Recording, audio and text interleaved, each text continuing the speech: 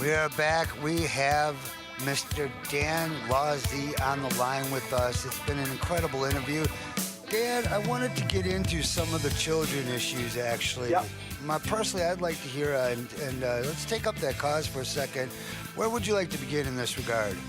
I'd like to begin with the fact that, when I was in high school, I didn't fit in. I always felt awkward. I had maybe strange ideas, and, fortunately I got through it. But nowadays you see kids their option is to bring a gun to school or commit suicide or do something horrible to themselves.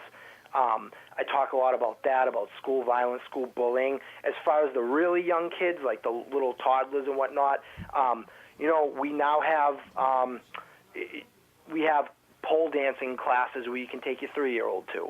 So again, it's like I said, with that guy starting the fight with me and my friends up in Maine that time.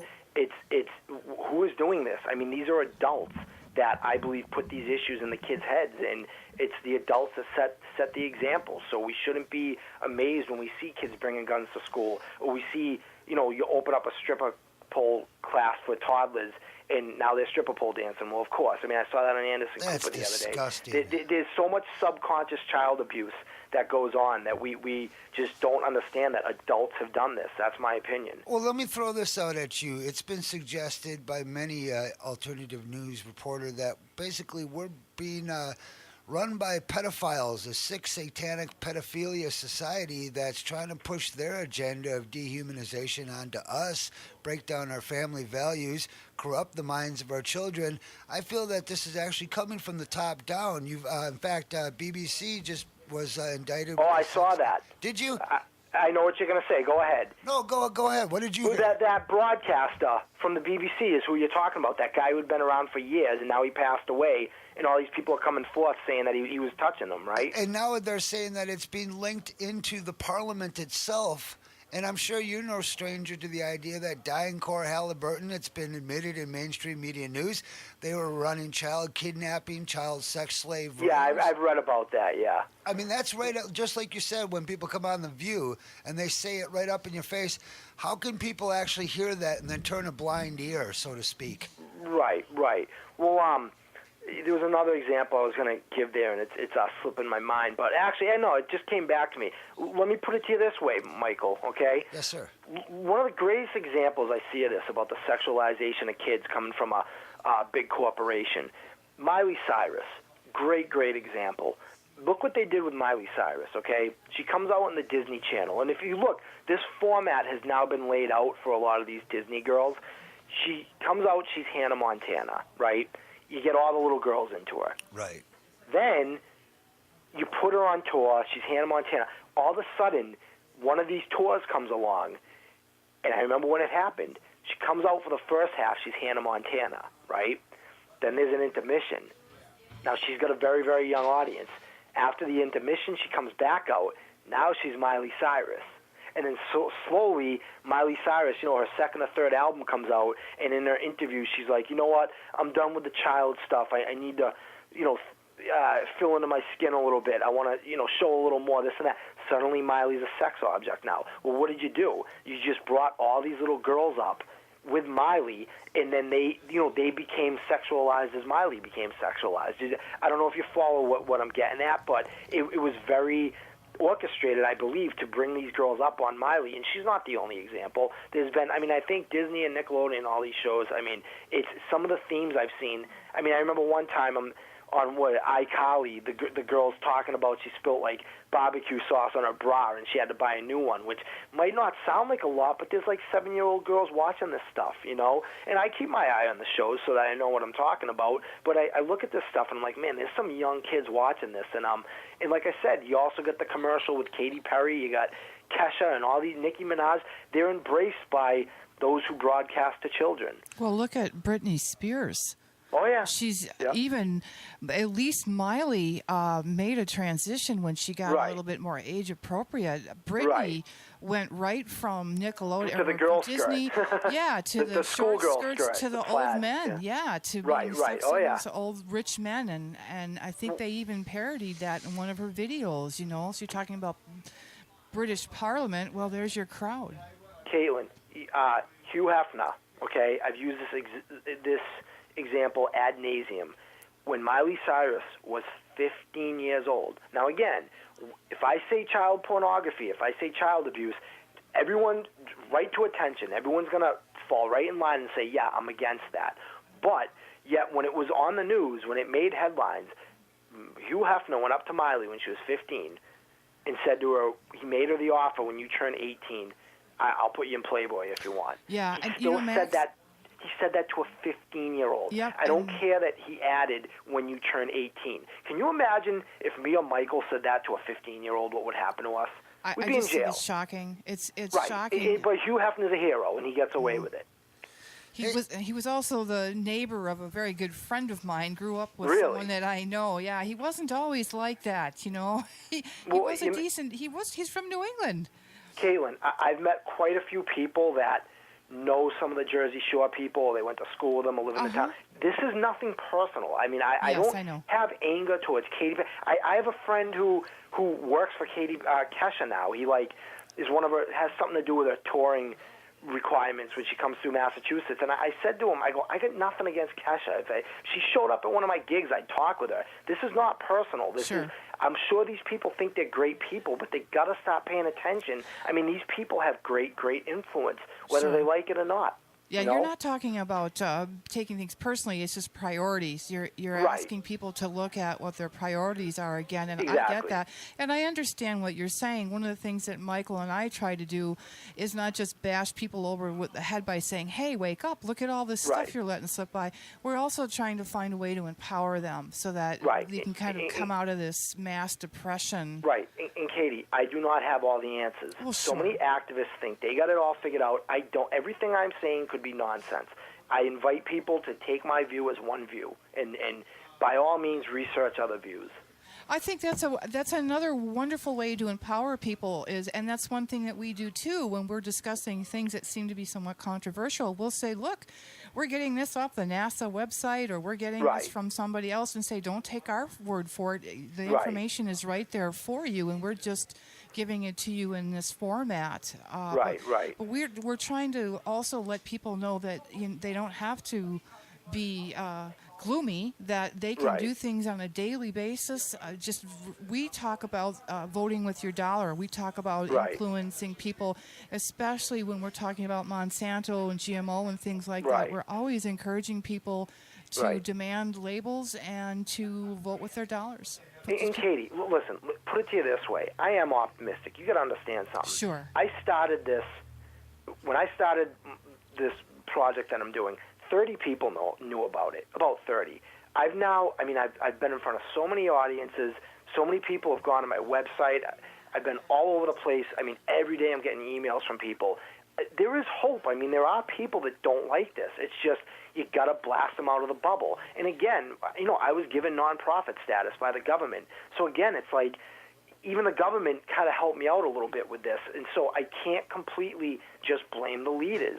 It is, as we said, I like the word you use. It's the herd. It's the herd marching themselves into the oven. I mean, there's a lot of that goes on in this country. Yeah, well, there's herd mentality and there's lemming mentality. Right. I think we do always. Yeah, you're right. Section of the population has that lemming mentality, and certainly our urban structure promotes that. Unfortunately, oh, definitely. We're living outside of what our natural Homo sapien animalistic needs are. Too much crowding, things like that, too much pollution. But I understand. But let's get back. Michael wanted to focus a little bit on child abuse, and I'm glad that you brought up this whole thing about the mediatization of young girls and how this is acceptable.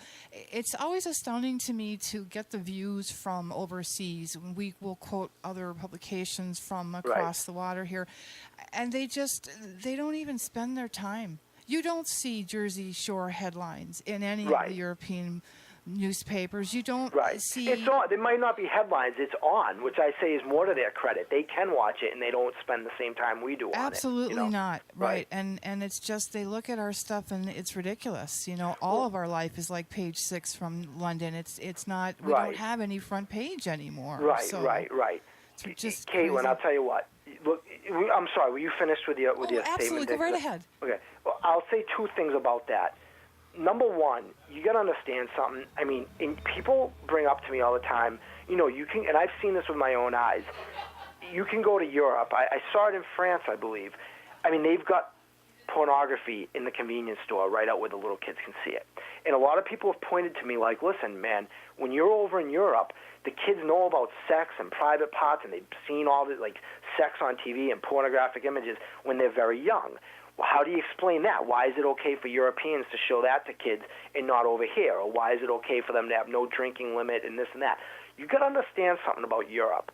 Their family nucleus and their morals, it's a whole different thing than here. If a kid's getting out of line in Europe, the parents are going to put an end to it. Okay? Where here, it's like, where's Dad? I don't even know who my dad is. I mean, that's normal now to get someone pregnant and ditch them. When you teach a kid about sex in Europe, it's a much more different foundation and platform than it is here. And so to even compare the two, I think is ridiculous. As far as the news, this is what I have to say about the news. I like a lot of the cable and the network and the national and the world news, but to me, local news, and I watched some of it in Milwaukee when I was there, it's the same everywhere. I do not understand how a local news broadcast is broadcasting a car accident, a fire, a drowning. I mean, you have to sit through 15 minutes of all this miserable tragedy before you even find out what happened in the White House. Why is it my business that somebody lost a loved one? Why are they knocking on their door and getting an interview? Why is a car accident a news story? This, to me, a tragedy is not a news story, should not be a news story. And I know that's a little off topic from what you just brought up, but as far as you're talking about Page 6 and all that, I mean, whether it's putting a Girls Gone Wild theme to a newspaper or whether it's a tragedy, to me, none of it is newsworthy. It should be, like you said, the important issues. It shouldn't be about everything's a Page 6 now. Everything looks like the Inquirer. People should know that the front page, we have an election going on right now. That should be the front page of every newspaper, Exactly. in my opinion. Exactly. Well, if it bleeds, it leads. That's the usual phrase. But now in this case, if we have important issues that are being discussed, suddenly a 14-year-old girl gets barbecue sauce on her bra, and well, heck with it. Let's just fry the That's brain. more fun, I guess, for people to, Yes. unfortunately, as laughable as that is. It's like those damn that's the sign of the pop-ups. time. You're going through news articles, and all of a sudden, some girl in a bikini top pops up there, and dating? Have you thought about? And you're like, wait a minute, I wasn't even. Why are you shoving this in my face right now? Michael, you ever seen who's that guy? What's his name? The guy who started Girls Gone Wild. I don't I don't want to say I his know name. who you're talking about. That I awful never man. watched that Is thing, it but Joe Francis, or am I mixing the name up? I forget the name of the guy. I don't know if it's Joe Francis, but we do know who you're. Let's just call him Bill. No offense to the Williams Let's out call there. him Let's just call him Bill. Right. And if I said a different name celebrity, I apologize. I don't make it a habit of following the enterprise of Girls Oh no, Gone I Wild, can't stand the man. I right. hear you there. I'll tell you what, Caitlin. And again, this is another example of this. I saw an interview with him on Tyra Banks, okay? Uh-huh. And he said when Girls Gone Wild first came out, people were horrified by it. The world was horrified. Judges were trying to do emergency orders to keep him out of their cities. Right, they didn't want him around. Mm-hmm. He said, now, here it is years later, when the Girls Gone Wild van shows up at a venue, there is a line of girls around the block trying to get inside that place to get on camera, okay? So, again, getting back to what you just said, with this is the news, but yet the girl spilling the barbecue sauce on her bra is more important. Again, that's another example about it. Why were we horrified by Girls Gone Wild 15 years ago, and now girls are lined up to be on the show? I mean, that's amazing. Before, he had to, remember girls were suing because they claimed they were drunk when he put them on? You don't got to get them drunk now. They want it. They can be famous now, be on Girls Gone Wild. Yeah, but he admitted, though, that a lot of those women were paid. He had absolutely. a whole core of girls that would go with him to get that all going and get started. So he was seeding it originally. He may not be seeding it anymore. Right. He was. Same with Jerry Springer, It's the same right, kind but of again, Caitlin, what does that say? Even if he paid some of them, all right, I'm going to pay 10 of you to start the line. Why is there a block of girls going? I mean, why is it hundreds of girls trying to get into this thing? It's all it's all related, whether it's politics or like the child Sure. abuse, like you talked about. It's all related. I thought you were suggesting that it was preconditioning in one, just a matter of years. You were illustrating the point that it went from something offensive and ridiculous to Right. something girls would actually, some sort of status symbol, kind of like getting beads at Mardi Gras for showing off your breasts. Well, I remember, Michael, when who was Akon, the singer. He one time, a girl jumped on stage and was dancing with him, and she turned out to be underage. And they went to her MySpace page, and her goal in life, what do you want to do when you grow up? She wanted to be on Girls Gone Wild. I mean, that's what she wanted to do when she grew up. So I guess. So, Well, you know what's kind of funny is, Dan, it sounds to me like you're a worldly gentleman. I'm a worldly gentleman. Caitlin's been around the world, literally. What the audience out there should understand, if you're a new listener and actually don't know any of us, look, if we are screaming about values gone awry, you know something's wrong, because Yeah. I tell you, we've pushed every value there is, and if I'm actually making a stink about this, man, Right. society really needs to step back and check themselves, because they don't understand how liberal and open-minded I am in regards to this type of thing. And he is. I can vouch for that. But It I'm might- going to bring something. guys, I want to say too, I won't repeat the name again, but I'm paying attention to everything you're saying, but I did just jump on the internet real quick in front of me. I did get the name right of the guy who It's started Joe Girls Francis? Gone Wild, so that was him. But I guess I made a good guess. But another thing too, guys, I don't know if you're getting ready to go to a commercial or whatever, but something I would like to talk about too, definitely, if you have some more time, is I know you had that horrible incident up in Milwaukee at the mall, and I talk a lot about that too, just the devaluing of life, how people will just think nothing of killing somebody. You know, And, that's a great thing. Actually, why don't we continue with that? We move Okay. from sexual exploitation, moving into the very value of human life, not to Yeah. mention the value of the family itself. Dan, we're going to take a 4-minute break. It's a little bit long. Okay. We have a TSA segment, but if you want to get a chance to make some tea or whatever you folks in Boston do there, Okay. crack open a lobster. I don't know, whatever you guys do. I think I'll just sit here and be alone with my thoughts till you guys come back. All right, guys, we'll be right back. Don't go away. Breaking down the news.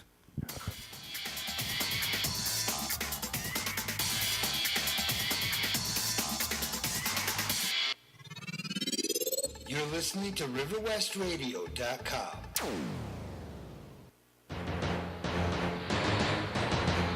The TSA has consistently made the news with bad reports about its moral conduct, questionable employees, civil rights violations, everything from workers stealing cash out of travelers' luggage to trafficking drugs through airport security gates.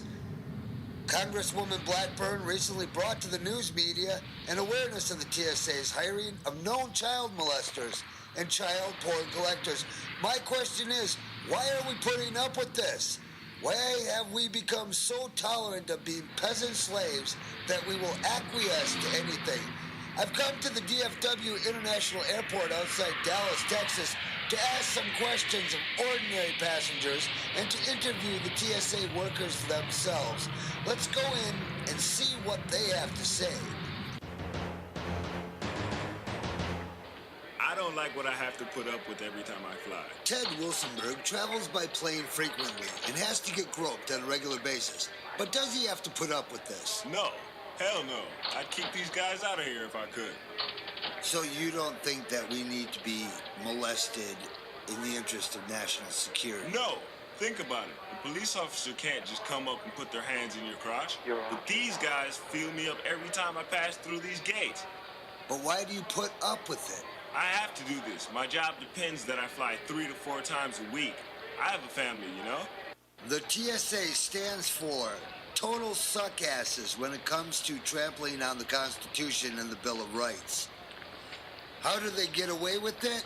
I asked the director of security here at the airport at Dallas-Fort Worth. Yeah, well, when you pass through them front doors of this airport, you're no longer in America, boy. You're now in international territory bound by international law. And that's the great secret. The Constitution of the United States does not apply in its airports. Since September 11th, 2001, the Bill of Rights has been circumvented because of the threat of terrorism, when in actuality, you're more likely to die from a bee sting or be struck by lightning than actually be affected by terrorists. The following program is brought to you in living color. Kennedy died at 1 p.m. Central Time. There were two little girls. Every day, our senses are being constantly bombarded by subliminal messages that are found in TV, movies, and advertisements. The subliminal messages we are subjected to are unrecognizable by the conscious mind and only recognizable in our subconscious mind. The messages and imagery are passively absorbed and then stored in our subconscious, where propagandists deliberately implant artificial thoughts, which in turn can affect our actions and attitudes later in life. And now, live from Riverwest Radio, the man with words worth listening to, your host, Michael Wordsworth.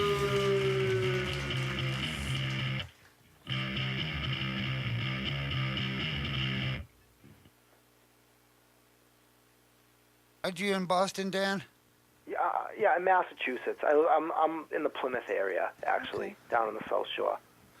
Okay, cool. I hope we didn't have any dead air time there. No, I caught it. Okay, good. Yeah, except you had to hit the mics there, but And Caitlin, I know you just said the show. You want to get the name right. That when Yes, I'm in I do. Milwaukee, it's Saturday, November 10th at O'Keefe's Port of Hamburg. O'Keefe's. It's the Hunger for Hardcore show. it's out by the airport, isn't it? Yes, it is. It's on, I believe it's on Howell Avenue, so that would be the west side of the airport. You know what? While you guys are talking, I'm going to get that exact That sounds address good. for everybody. So you will be coming here, Dan, on that Yep. day, Saturday. Well, I have the address of the Port of Hamburg if you want it. It's Sure. in front of me.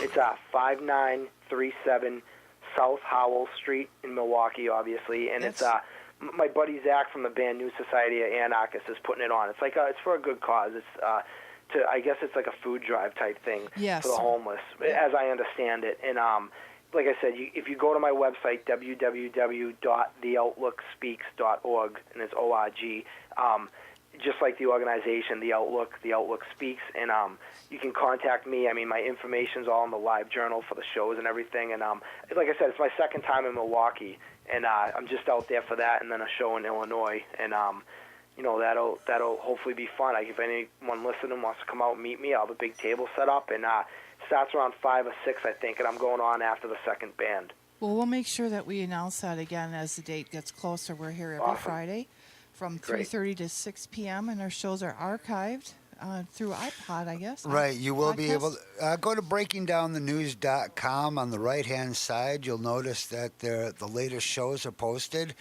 And yes, Dan Lozzi will be posted today as the guest speaker. Boy, I tell you, Dan, I don't know how these things come about, but I mean, it's obvious that people like you and ourselves, there's many out there that have decided, look, the mainstream media just isn't cutting it. People Right. know that they're being lied to. Right. The New York Times has been declared just a blatant propaganda machine of the government. Right. And so people are tuning in to us, the alternative voices, to actually bring you information. The internet's an equalizer. As far as I think, it's great. I mean, we can use it for crap, or we can do great things like how they had revolutions in Northern Africa and the Middle East. I mean, to us, we use it as entertainment, Facebook. But for other people, it's their only voice, you know, I in can't other parts of stand the world. Facebook. Well, yeah, we know Facebook was started as a CIA front company. Basically, it says exactly what it is. Facebook, soon they'll have facial recognition so that you can log into the system. It's actually a race to get into the database, isn't it? Well, definitely. I mean, you can even tell just with the advertising. It's like the minute you turn 21, suddenly you're getting alcohol commercials. I mean, clearly that. I mean, if nothing else, I mean, on top of what you're saying, it's definitely being used to read information in the sense of advertising. I mean, there's no doubt about that. You know. And Dan, I've got to tell you, a lot of the topics that you were talking about earlier and that we've been covering in the last hour or so, to me, I see the greater greed as being a lot of these things are money oriented. It's one of the reasons I brought up Singapore and the cameras, because the government is so able to fine and tax its citizens. Matter of fact, my friend that was there was pointing out that the stalls to pay fines to the government were adjacent to the ATM machines. Right. And doesn't that tell us? I mean, the money is the root of all evil. I mean, I think I've said to people, you get all these conspiracy theories about, like we've been talking about cameras and loss of rights. I say all the time, it's definitely making money. It's job creation. Imagine if the day after September 11th, you happen to be in the security industry or a security consultant. I mean, you're rolling in dough right now. Oh, I gas mean, masks and survival food. Yep, they could Right, gas right. masks. And Robin Williams was on one of those daytime programs talking about how he went out and got gas masks himself for his family and Right, that day right. in New York. This is crazy. Michael had wanted to get back to some of the child issues, I believe. Well, yeah, not only just the child issues. I mean, we could definitely, you cover such an array of topics Right. that are, again, these are people that normally wouldn't be able to stand up for themselves. One of them, I was just going through your website, and I couldn't help but notice the black genocide, Oh, yeah. or genocide of African American descendant people in this Right. country. And what's interesting about this is, I talk to white folk around here. I'll talk to anybody and everybody. I try to get as diverse opinion and view as I can. And Right. what I find interesting from the end of the white population is this concept. They do not understand that the African American population makes up, 12 to 14% of the Americans' population. Out of the 76% of the people in prison right now for nonviolent drug crimes are African American. Planned Parenthood is often, let's attack Planned Parenthood right now because they deserve it. So many people are out there thinking that this is a great program, but I went to the website that links off of your website, blackgenocide.org, and I just want to read real quick. Planned Parenthood is the largest abortion provider in America. 78% of their clinics are in minority communities. Blacks make up 12% of the population, but 35% of the abortions in America are African American. Right. And that recently it came out that you could make a donation to Planned Parenthood and specifically request that a black baby be aborted. Right, right. And on all those links, those websites, those people have all those phone calls on their website, and it's disturbing. Oh, nice. That's good to know, just in case people don't go to I would say actually go to the blackgenocide.org. live action link with Lila Rose. She's the one who's responsible for a lot of that. Okay, what's I that would link, go to their live website. action link? Yeah. You go to my website, and it's on the right, the live action link. She's the one who kind of trailblazed a lot of that. She's the one who they sent the guy in and said I'm running a child prostitution ring. Can I get checkups for these girls and abortions? I don't want the police to know. And they're like, yeah, we can. That's fine. And they did it in multiple clinics. Didn't report that this guy had a child prostitution ring. They were totally cool with it. She's the one that dressed up as a 13-year-old and said, my 35-year-old boyfriend got me pregnant. Can you please not tell my parents? Now, they did this in states where it is the law that you have to report that, and they didn't. And, if that was my kid, I want a phone call. I mean, regardless of what your views are on abortion, I think a lot of people should be disgusted by that. And again, it gets back to the right-wing, left-wing thing. I've been a huge advocate against all types of sexual violence and rape, and I've had so many feminists, and I consider myself, as a guy, I am a feminist in many ways, and it blows my mind when girls have come up to me that are so angry. They're like, you're attacking this great organization and this and that, and you're spreading hatred against women. And it's like, do you really believe that? You're so blinded by ideology that you cannot see a problem with that, with a 13-year-old going in and saying her 35-year-old boyfriend got her pregnant, and they're not going to report it, and they're going to send her back to the abuser. Or in the case, like you said, Michael, about the phone calls, I mean, those phone calls are nasty. I mean, the guy's calling saying, there's too many black people in Ohio, and can he donate money to abort them? I mean, how can people not see a problem with that? And that it's mind-boggling. It is mind-boggling. That particular case, I believe that gentleman was trying to make the point by intentionally using the direct language to Right. specify that, hey, look, you can call up and order the death of a black child in America here and donate to it. Right. And then, in general, let's attack a little bit on Margaret Sanger. What do you know Right. about her? Well, listen, everything that I advocate, any websites or groups that I advocate about her or anything I've written about her, I mean, these quotes come from, people, she's under attack. It's a conspiracy against Margaret. I didn't say this stuff. Nobody said, people take her own words. When she's talking about, the original name of Planned Parenthood was the Negro Project. I mean, come on. That says it all to me right there. And she's calling the handicaps and minorities human weeds. She's referring to, this is from her own literature. A lot of people get angry saying that there's a conspiracy against her, an attack. There's no conspiracy. Go read her book. Go read what she said. I mean, this was the foundations of Planned Parenthood. And, Michael, like I said, I understand. I mean, horrible things happen. My issue is this, Michael. Whenever I get into a discussion about abortion with anybody, whether they're pro-life or pro-choice, this is where the conversation goes right away. The pro-choice person says, I'm totally against abortion, but it should be legal because of rape. Okay, then the pro-life person says the same thing. I'm totally against abortion. It should be illegal except for a rape. Now, both of you are talking about rape and sexual assault, okay? You know how many abortions there have been in America, Michael, since 1973? There's been over 50 million. You know how many of those were from rape and incest? 1% combined. Wow. Half of all American women. I read a statistic one time. I've read it multiple times. I've found this to be very fascinating. Half of all women that get an abortion in America get more than one. Now, when my pro-choice friends say to me, abortion should be legal, but I'm against it being used as birth control. Well, if you're against it being used as birth control, shouldn't you maybe know these facts? I mean, shouldn't you know that 1%? I mean, why does the conversation always go right to rape?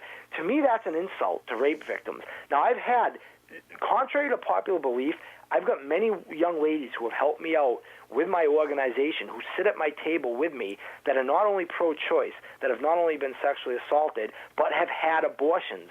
I have never, ever, there are girls probably listening to this right now that tuned into my website that have had abortions that know I would never pass judgment on them. I've never judged them. When the whole town was saying, why are you hanging out with her? She's a scumbag. Many times I was the only one that was there to help them. So I find it very disturbing that me pointing this out or trying to alert people about Planned Parenthood and them hiding statutory rape or aiding in child prostitution rings, I find it disturbing that right away anyone who dares speak out about this is instantaneously put in the category of they hate women, they hate rape victims. Come on. I mean, that's not true. That's the right-wing versus left-wing ideology. I got to turn a blind eye to this or I'm not liberal enough or whatever.